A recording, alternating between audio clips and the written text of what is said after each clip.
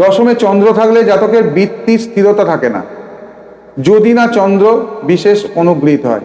তার কর্মজীবনে অনেক কর্ম পরিবর্তন হয়, কিন্তু তার খ্যাতি লাভ হওয়া সম্ভব।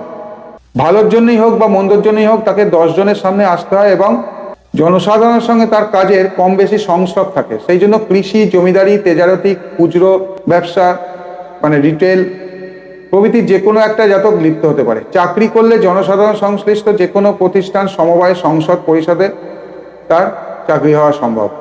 পিতামাতার সম্বন্ধে এই যোগ ভালো নয়। চন্দ্র যদি না রবি অথবা বৃহস্পতির দ্বারা অনুগৃহীত হয়, জাতকের পিতামাতার সঙ্গে বিরোধ অথবা বিচ্ছেদ হওয়া অসম্ভব নয়, মানে যে কোনো একটা কিছু হতে পারে।